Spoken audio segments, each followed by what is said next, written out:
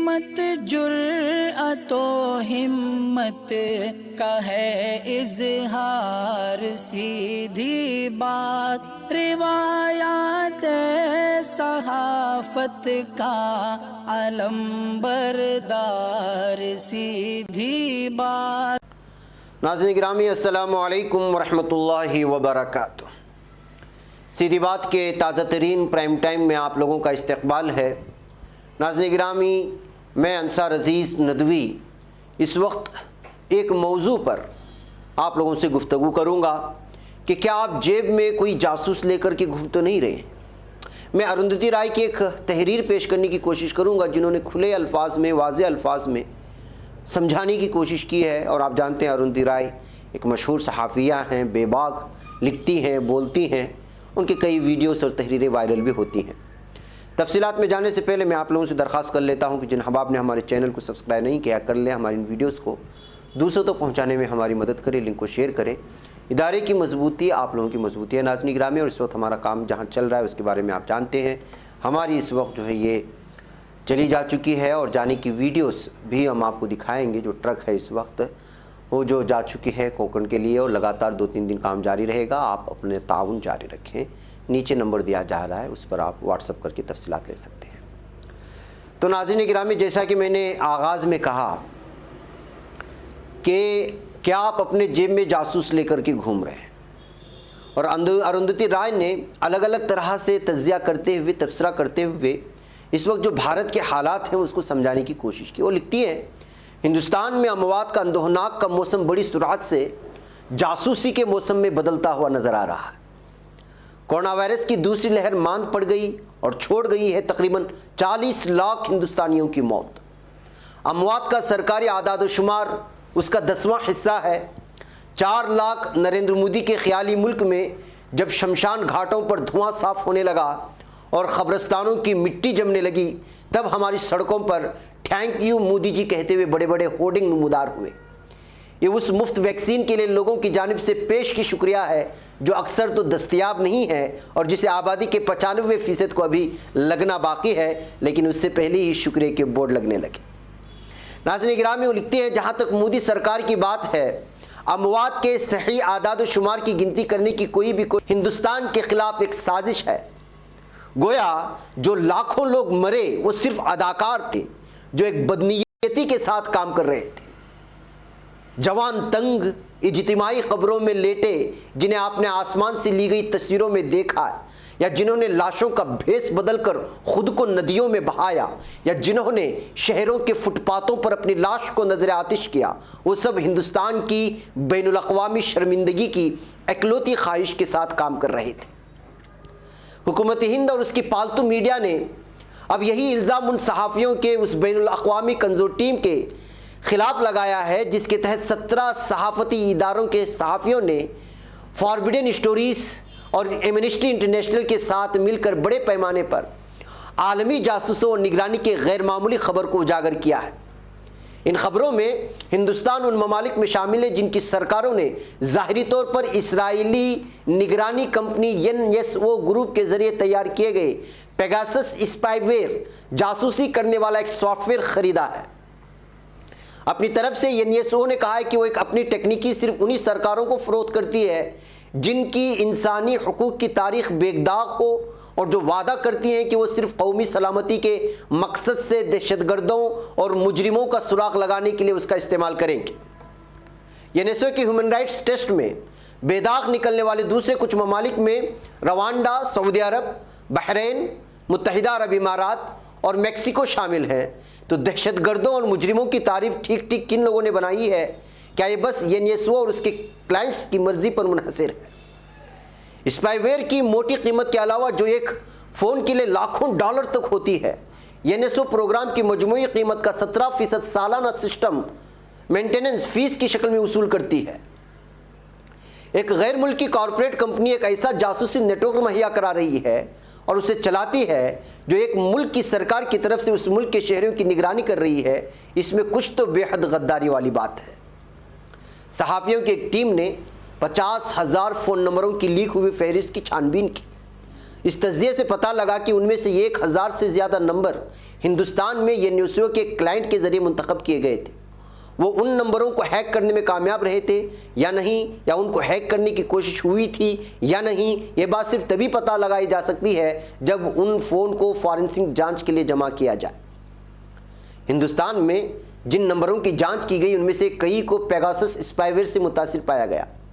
Leak ہوئی فہرست میں اپوزیشن پارٹی کے سیاستدانوں، تنقید کرنے والے صحافیوں، کارکنوں، وکیلوں، دانشوروں، کاروباریوں، ہندوستان کے الیکشن کمیشن کے ایک نافرمان افسر، بات نہ ماننے والے ایک سینئر خفیہ افسر، کابینہ وزیر، ان کے اہل خانہ، غیر ملکی ڈپلومیٹ اور یہاں تک کہ پاکستان کے وزیر اعظم عمران خان کے فون نمبر بھی شامل ہیں۔ ہندوستانی سرکار کے ترجمان نے فہرست کو فرضی قرار دیا ہے۔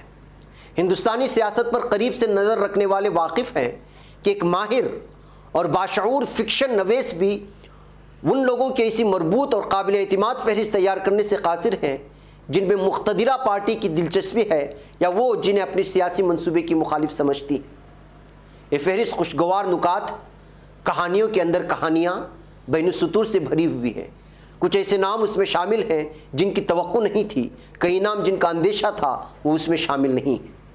ہمیں بتایا گیا ہے کہ پیگاسس کو بس ایک مسڈ کال کے ذریعے ٹارگٹ کیے گئے فون میں انسٹال کیا جا سکتا ہے۔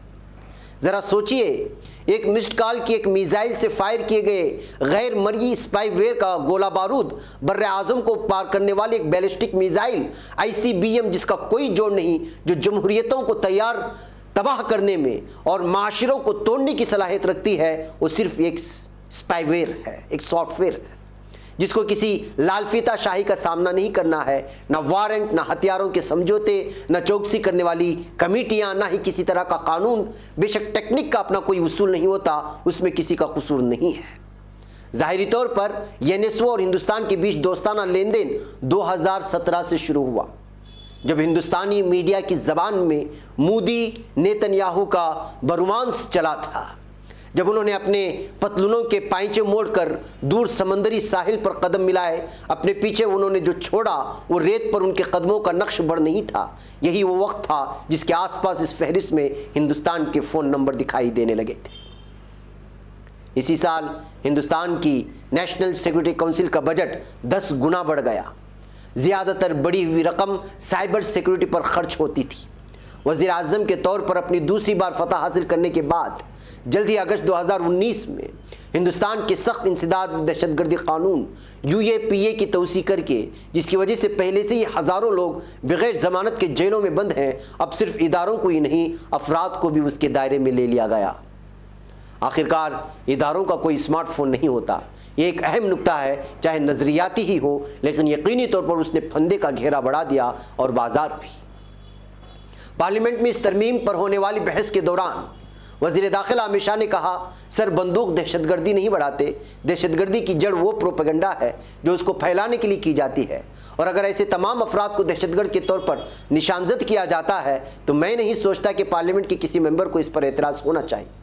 پیگاسس اسکینڈل نے پارلیمنٹ کے مانسون سیشن میں ہنگامہ برپا کر دیا، اپوزیشن نے وزیر داخلہ کے استعفیٰ کا مطالبہ کر دیا، اپنی شفاف اکثریت سے مطمئن مودی کی مقتدرہ پارٹی نے ریلوے اور کمیونیکیشن اور انفارمیشن ٹیکنالوجی کے وزیر کے طور پر نئے حلیف لینے والے اشونی وشنو کو پارلیمنٹ میں سرکار کا دفاع کرنے کے لیے اتارا، لیکن بدقسمتی دیکھیے لیک ہوئی فہرست میں ان کا نمبر بھی شامل تھا۔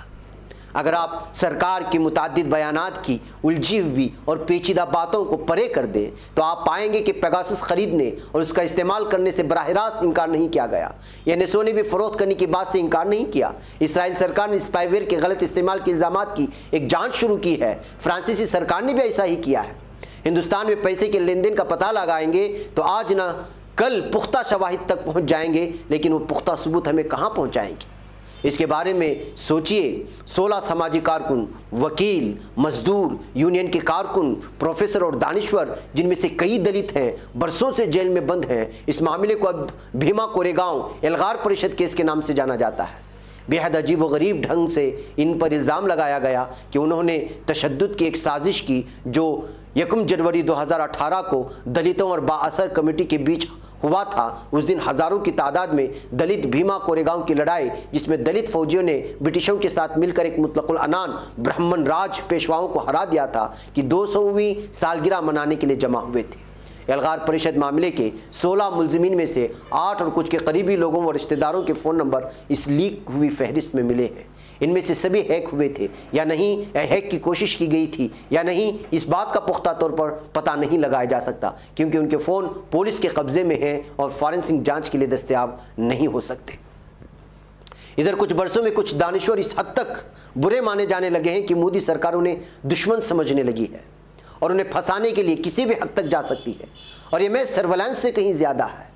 दी वाशिंगटन पोस्ट ने हाल ही में मैसाचुसेट्स की एक digital forensic company Arsenal consulting की एक रिपोर्ट के नतीजे में शाये की, जिसने एल्गार परिषद मामले के 2 मुलजिमीन रोना विल्सन और सुरेंद्र गार्डलिंग के कंप्यूटरों की इलेक्ट्रॉनिक कॉपियों की जांच की है।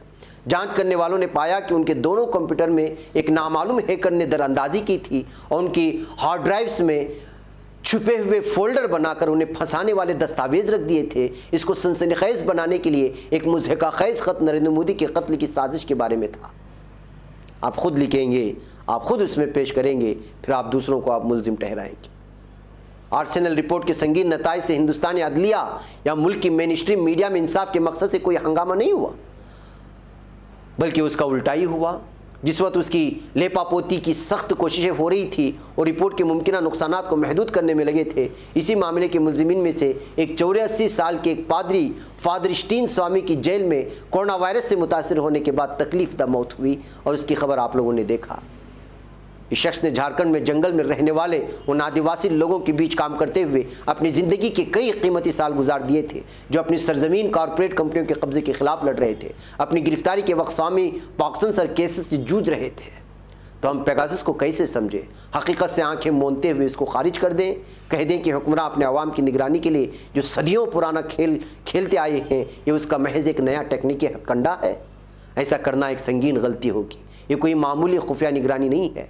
हमारे मोबाइल फ़ोन हमारे दाखिली वजूद में शामिल है, वो हमारे जहन और हमारे जिस्म की तवसी है। हिंदुस्तान में मोबाइल फ़ोन की गैर कानूनी निगरानी नई बात नहीं है, हर एक कश्मीर को पता है, ज़्यादातर हिंदुस्तानी कारकुन भी ये जानते हैं। लेकिन हमारे लिए सरकारों और कॉरपोरेट कंपनियों को इस बात का कानूनी इख्तियार दे देना कि वो हमारे फ़ोन में दरअंदाजी करें और उस पर कब्ज़ा कर लें, ऐसा ही होगा कि या हम अपने वक़ार को मजरूह करने के लिए अपने आप को उनके हवाले कर दें। पेगासस प्रोजेक्ट से मुनकशिफ होने वाली बातें दिखाती हैं कि इस स्पाईवेयर का मुमकिन ख़तरा पुरानी किसी भी किस्म की जासूसी या निगरानी से कहीं ज़्यादा मुहलिक है। ये गूगल, अमेज़ोन और फेसबुक के अलगोरिथम से भी ज़्यादा ख़तरनाक है, जिनके ताने बाने के अंदर करोड़ों लोग अपनी ज़िंदगियाँ जी रहे हैं और अपनी चाहतों से खेल रहे हैं। ये अपनी जेब में एक जासूस लिए फिरने से भी बड़ी बात है। ये कोई ऐसा है कि आपका सबसे महबूब या उससे भी बदतर आपका अपना दिमाग अपने मुश्किल जावियों तक में आपकी जासूसी कर रहा होगा। पेगासस जैसे स्पाईवेयर न सिर्फ हर एक मुतासरा फ़ोन की सारिफ को, बल्कि उसके दोस्तों, अहले खाना, शरीके कार के पूरे दायरे को सियासी, समाजी और इक़्तिसादी खतरे में डालता है। आवाम की बड़े पैमाने पर निगरानी के बारे में सबसे ज़्यादा और गहराई से शायद एडवर्ड स्नोडेन ने सोचा है, जो रियासत-ए मुत्तहिदा के नेशनल सिक्योरिटी एजेंसी के साबिक़ तज्ज़ियाकार और नाक़िद हैं। गार्डियन के साथ एक हालिया इंटरव्यू में उन्होंने वार्निंग दी, अगर आप इस टेक्निक की फ़रोख्त को रोकने के लिए कुछ नहीं करते हैं तो सिर्फ 50,000 टारगेट्स तक महदूद नहीं रहेंगे, ये 5 करोड़ हो जाएगी, और यह हमारे ख़शास से कहीं ज़्यादा जल्दी होने वाला है। हमें उनको सुनना चाहिए, वो उसके अंदर थे और उन्होंने उसको आते हुए देखा है। महकैफ नाज़रीन गिरामी, ये पेगासस की वो लंबी तफसीलात है जिसको अरुंधति राय ने अपनी तहरीर में अलग अलग तौर पर बयान करते हुए उसकी मुज़िर असरात को, और फिर किस तरह से एक आम आदमी नई टेक्निक के ज़रिए से जासूस को अपने जेब में लेकर के घूम रहा है और हुकूमतें उसका किस तरह गलत अंदाज में इस्तेमाल कर रही हैं सियासी दुश्मनी निकालने के लिए, या फिर जो है समाजी तौर पर जो लोग इस वक्त मशहूर हैं और जिनकी आवाज़ सुनी जाती है, उन लोगों तक को जो है किस तरह से जासूस सिर्फ एक छुपे हुए मुबैना सॉफ्टवेयर के ज़रिए से हैक करते हुए आपकी सारी ज़िंदगी के डेटा को जमा करने की कोशिशें होती हैं, और आप चलते फिरते जो कुछ भी करते हैं वो उनके दिमाग और उनके कंप्यूटर में पूरी तरह महफूज हो जाता है। महकैफ नाज़रीन गिरामी, मुझे यहाँ पर इजाज़त दें। अस्सलामु अलैकुम रहमतुल्लाहि व बरकातहू। बच पाता है कोई صحافی کی نگاہوں سے ملاتا ہے یہ لوگوں کو محبت کی پناہوں سے، کرم اور درد مندی کا ہے ایک سنسار، سیدھی بات عظیمت جرأت و ہمت کا ہے اظہار، سیدھی بات عظیمت جرأت و ہمت کا ہے اظہار، سیدھی بات۔ یہ چینل حق نگر بن کر کچل دیتا ہے فتنوں کو،